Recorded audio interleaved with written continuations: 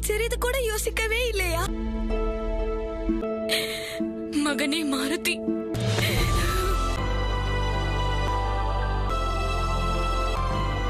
நன்றி என் பெருமானே.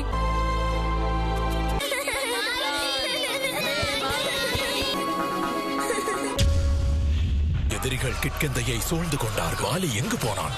உனக்கு தகவல் போகவில்லை?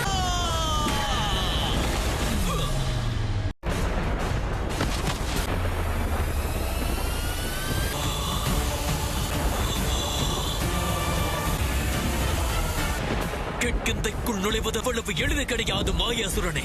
என்னை கடக்க வேண்டும். அடுத்து உயிரை விடப்போவது நீதான். தாக்குங்கள்.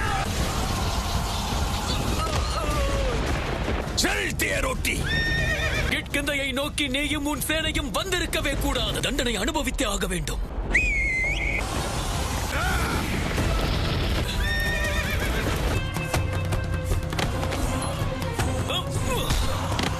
வாலியை நான் மிகவும் குறைத்து எடை போட்டு விட்டேன். செல்லுங்க, செல்லுங்க. எனக்கு உதவி தேவை, பாருங்கள்.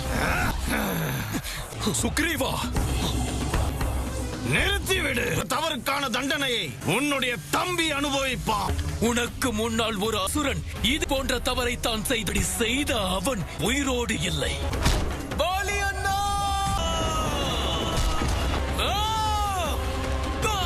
மஞ்சக்கூடியவன் நான் அல்ல. உன் ஆயுதத்தை கீழே பொழுதே.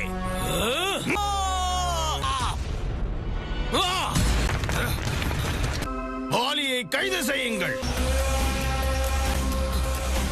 செய்யக்கூடாத தவறை நீ செய்து விட்டா. கிட்கிந்தையின் இளவரசர் சுக்ரீவனை உயிரோடு விட வேண்டும் என்றால் உங்கள் அனுமன் வேண்டும்.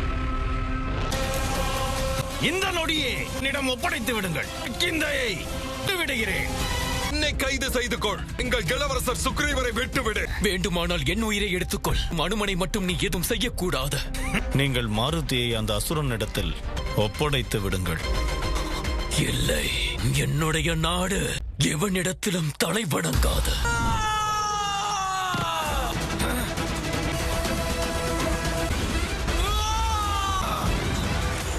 சுக்ரீவா, கிட்கிந்தை தோற்றதாக சரித்திரம் இல்லை.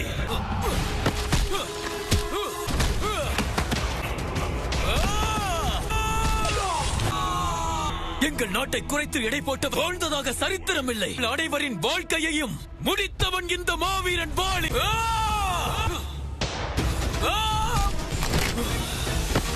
தான் இதை செய்தாய் என்றால் என்னால் நம்பவே முடியவில்லை.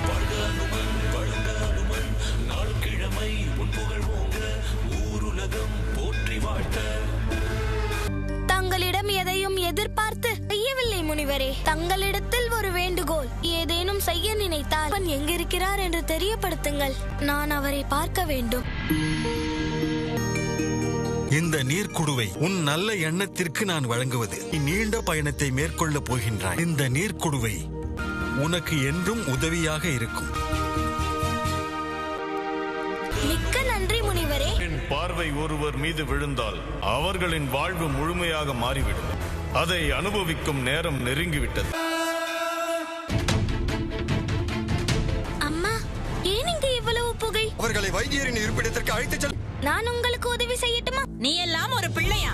நாங்கள் துன்பப்பட்டுக் கொண்டிருந்த வேளையில் வனத்தில் ஒளிந்து கொண்டிருந்தாயா? துயரை துடைக்கக்கூடியவன் அல்ல, துயரை கொடுக்கக்கூடியவன். நீங்கள் தவறாக புரிந்து கொண்டீர்கள். அவன் இருந்த நிலைமையே வேறு. என்னை காப்பாற்றுவதற்காக போராடி கொண்டிருந்தார். உங்கள் மகனை தேடி வந்தவர்கள் தான் அமல் தாக்கிவிட்டு சென்று விட்டார்கள். உங்கள் மகன் மாருதியிடம் சித்துக்கள் இருக்கிறது. உங்கள் குழந்தைகளிடம் என்ன உள்ளது? அயில் ராவணன் வரப்போகிறானாம். இதோ பாருங்கள் பிள்ளைகளை, என்னை விட்டு விலகியே இருங்கள். உங்கள் உயிருக்கு ஆபத்தை ஏற்படுத்திக் கொள்ளாதீர்கள்.